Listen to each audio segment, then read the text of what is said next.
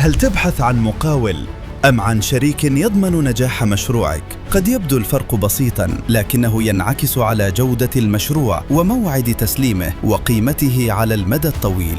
المقاول ينفذ ما هو مطلوب، أما الشريك فيبدأ بفهم أهداف المشروع ويضع خطة واضحة ويتابع كل مرحلة لتقليل الهدر وتجنب التأخير وحماية قيمة استثمارك.